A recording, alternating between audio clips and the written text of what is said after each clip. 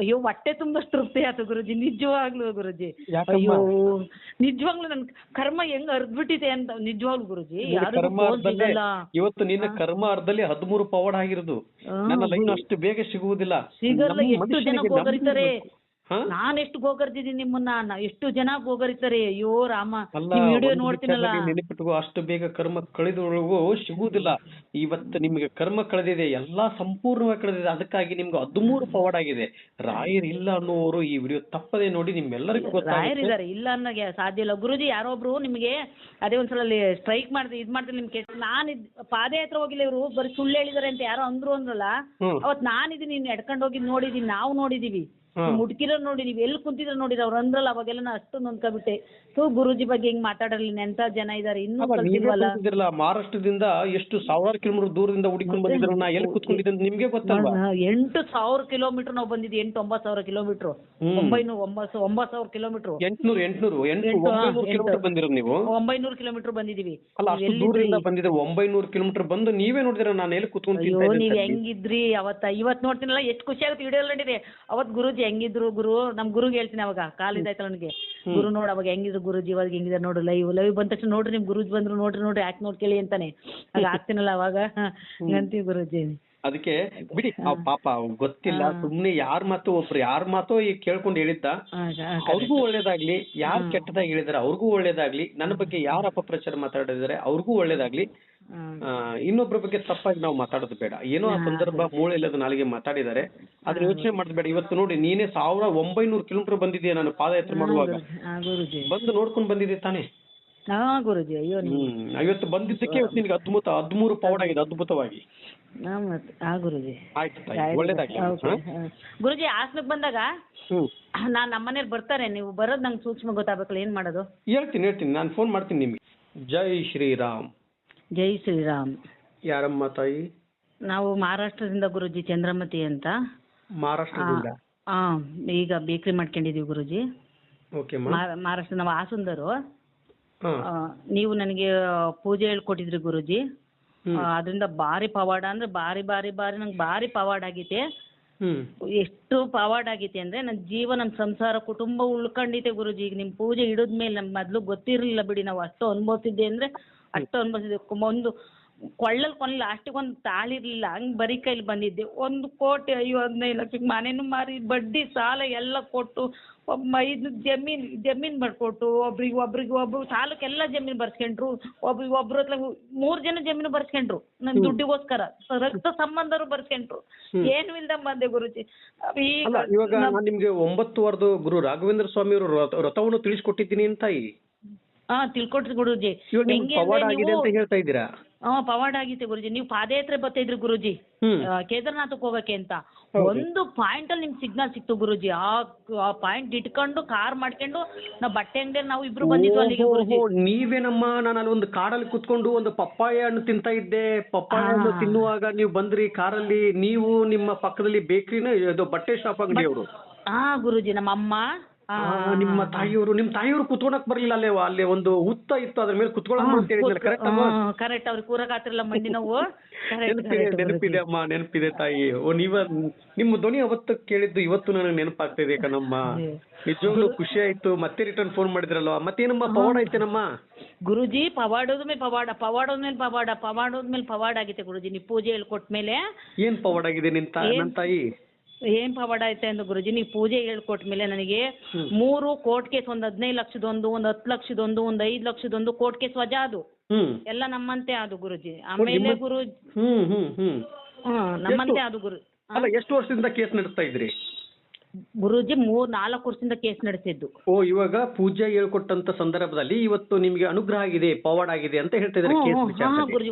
ಒಂದು ಆಗಿರ್ಲಿಲ್ಲ ಗುರುಜಿ. ನೀವು ಪೂಜೆ ಹೇಳ್ಕೊಟ್ಟ ಮೇಲೆ ಅದನ್ನ ನೀವು ಹೆಂಗೆ ವಿಧಾನದಂತೆ ಮಾಡಿ ಇಟ್ಟಿದ ಮೇಲೆ ನನಗೆ ಎಲ್ಲ ಕೇಸು ಅದು ಗುರುಜಿ ನನಗೆ ಎಲ್ಲ ಕ್ಲಿಯರ್ ಮಾಡ್ಕೊಟ್ರು, ಎಲ್ಲ ನಮ್ಮಂತೆ ಅದು. ಆಮೇಲೆ ಗುರುಜಿ, ಇವತ್ತಿನ ರೈಟಲ್ಲಿ ಚಿನ್ನ ಮಾಡ್ಸಕ್ಕಾಗುತ್ತೆ ಗುರುಜಿ. ನಿಜವಾಗ್ಲೂ ನಂಗೆ ರಾಯರು ಪಾದ ಸಿಕ್ಕಿದ್ದು ನನ್ನ ಕರ್ಮ ಅರಿತು ಗುರುಜಿ. 40 ಗ್ರಾಮಿಂದ ಬರೀ 20 ಗ್ರಾಮ್ ಹಾಕಕ್ ಹೋಯ್ತೆ, 40 ಗ್ರಾಮಿಂದ ಸರ ಮಾಡಿಟ್ಟಿದ್ರು ಗುರುಜಿ. ಆ ದುಡ್ಡು ಹೆಂಗ್ ಹೊಂದಿಸ್ತೆ ಅಂತ ನನಗೆ ಗೊತ್ತಿಲ್ಲ. ದೇವ್ರು ನನ್ಗೆ ಕೊಟ್ರು, ನಮ್ಮ ರಾಯರು ಹಂಗೆ ಕೊಟ್ರು ನನಗೆ.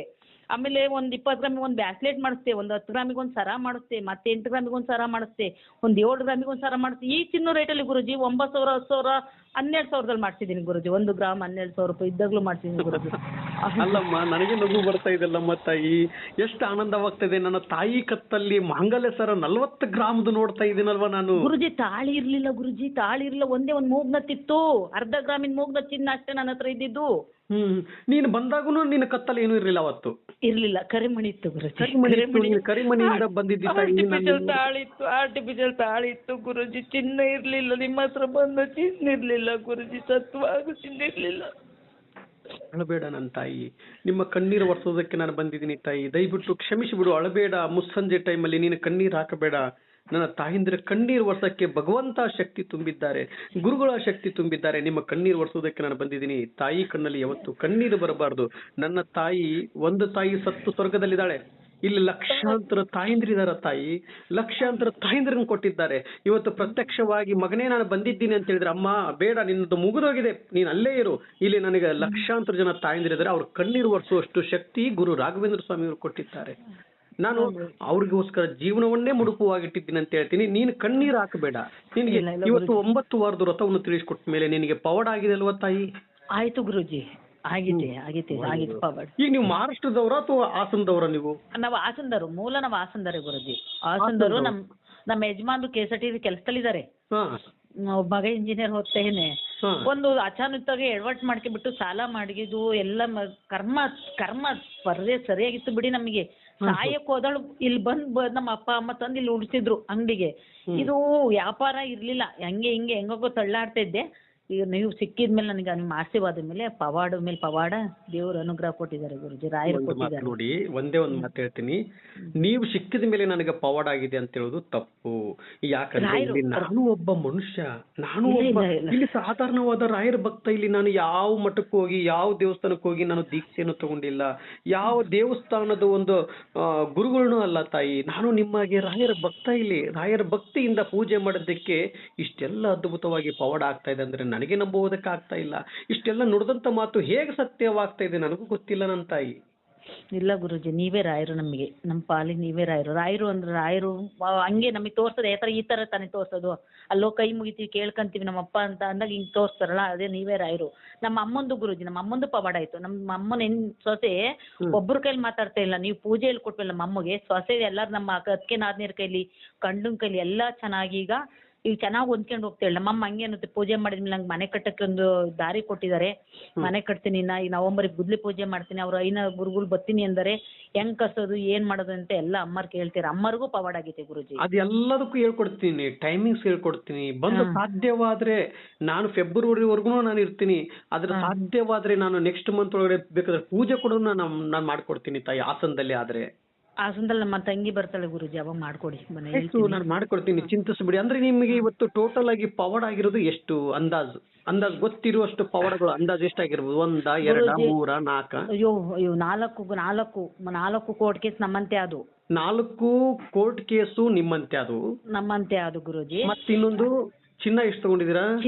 ಚಿನ್ನ 20 ಗ್ರಾಮಿಂದ ಒಂದು, 40 ಗ್ರಾಮಿಂದ ಒಂದು, 10 ಗ್ರಾಮಿಂದ ಒಂದು, ಮತ್ತೆ 7 ಗ್ರಾಮಿಂದ ಒಂದು, ಮತ್ತೆ 6 ಸಲ ಚಿನ್ನ ತಾಡಿದೀನಿ ಗುರುಜಿ. 6 ಅದು 4 10 ಮತ್ತೆ 10. ಮತ್ತೆ ನಮ್ಮ ಅಮ್ಮರದು ಮಗ ಸೊಸೆ ಎಲ್ಲ ಒಟ್ಟು ಕುಟುಂಬ ಆಗೈತಿ ಈಗ. ಹನ್ನೊಂದು ಪವಾಡ. ಮತ್ತೆ ನಿಮ್ಮ ಇನ್ನೊಬ್ರು ಬಂದಿದ್ದಾರೆ ಬಟ್ಟೆ ಶಾಪ್ ಅವ್ರು ಹೇಗಿದ್ದಾರೆ? ಅವರು ಚೆನ್ನಾಗಿದ್ದಾರೆ. ಅವರಿಗೆ ಅವ್ರೇನು ಕೇಳಿಲ್ಲ, ಅವ್ರೇನು ಹೇಳಿಲ್ಲ ನಂಗೆ.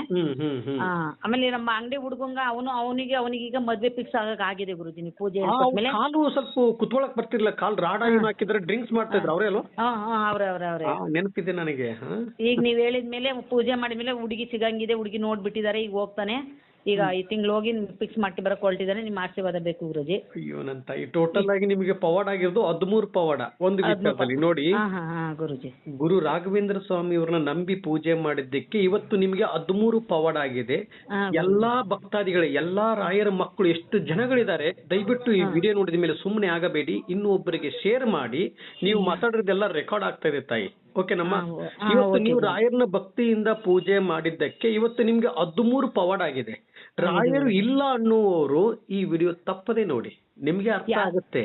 ಯಾಕಂದ್ರೆ ರಾಯರ್ನ ಭಕ್ತಿಯಿಂದ ಪೂಜೆ ಮಾಡುವಂತ ತಾಯಿಗೆ ಕರಿಮಣಿ ಹಾಕೊಂಡು ಬಂದಂತ ತಾಯಿಗೆ 40 ಗ್ರಾಮದ ಚಿನ್ನ ಹೇಗೆ ಬಂತು, 20 ಗ್ರಾಮ್ ಚಿನ್ನ ಹೇಗೆ ಬಂತು, 10 ಗ್ರಾಮ್ ಚಿನ್ನ ಹೇಗೆ ಬಂತು, 5 ಗ್ರಾಮ್ ಚಿನ್ನ ಹೇಗೆ ಬಂತು, ಮತ್ತೆ 4 ಕೇಸಲ್ವಾ ಕೋರ್ಟ್ ಕೇಸ್, 4 ಕೋರ್ಟ್ ಕೇಸ್ ಇರೋದು ಇವರಂತೆ ಹೇಗಾಯ್ತು?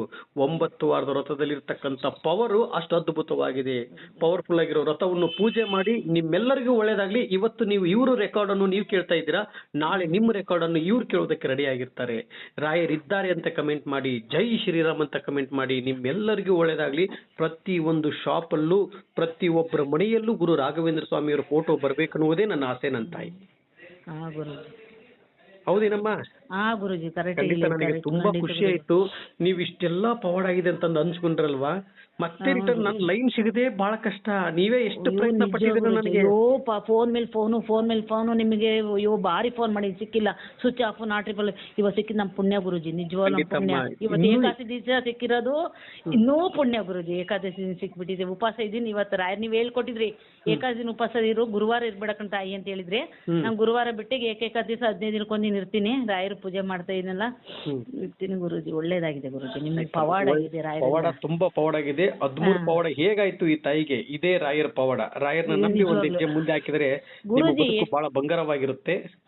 ಗುರುಜಿ ಎಷ್ಟ್ ತಿಂಗಳಲ್ಲ ಇರೋದು ಅಂತ ಗುರುಜಿ? ಬರೀ ಎಷ್ಟು 7 ತಿಂಗಳಲ್ಲಿ ಇಷ್ಟ ಆಗಿರೋದು? 7 ತಿಂಗಳು, 6 ತಿಂಗಳೇನಾಯ್ತಲ್ವಾ? ನೀವು ಪಾದಯಾತ್ರೆಗೆ 6 ತಿಂಗಳೇನಾಗಿದೆ? ಅಷ್ಟೇ 6 ತಿಂಗಳಾಗಿರ್ಬೋದು. 6 ತಿಂಗಳು 5 ತಿಂಗಳು 6 ತಿಂಗಳು ಅಷ್ಟೇ. ಇಷ್ಟರಲ್ಲಿ ಇಷ್ಟು ಪವಾಡ ಇರೋದು. ನಾನು ಎಷ್ಟು ಬಂದು ಇಲ್ಲಿಗೆ ಕರೆಕ್ಟಾಗಿ 7 ವರ್ಷ ಆಯ್ತು. 7 ವರ್ಷದಲ್ಲಿ ಏನೂ ಆಗಿರ್ಲಿಲ್ಲ. ಈಗ 6 ತಿಂಗಳಿಂದ ನನಗೆ ಇಷ್ಟ ಆಗಿರೋದು ಗುರುಜಿ. 6 ತಿಂಗಳಿಂದ 7 ವರ್ಷ ಆಯ್ತು ಮಹಾರಾಷ್ಟ್ರದಲ್ಲಿ ಹೋಗಿ ಬಂದು.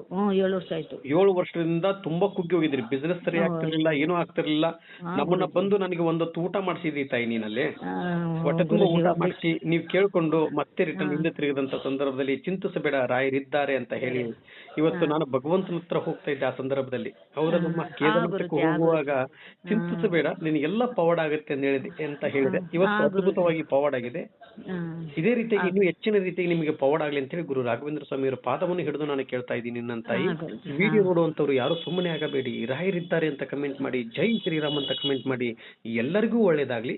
ಪೂಜ್ಯಾಯ ರಾಘವೇಂದ್ರಾಯ ಸತ್ಯಧರ್ಮಾರತಾಯ ಚ ಭಜತಾಂ ಕಲ್ಪವೃಕ್ಷಾಯ ನಮತಾಂ ಕಾಮಧೇನುವೇ. ರಾಯರಿದ್ದಾರೆ, ರಾಯರಿದ್ದಾರೆ, ರಾಯರಿದ್ದಾರೆ. ಜೈ ಶ್ರೀರಾಮ್, ಜೈ ಜೈ ಶ್ರೀರಾಮ್. ಎಲ್ಲರಿಗೂ ಒಳ್ಳೇದಾಗ್ಲಿ ತಾಯಿ.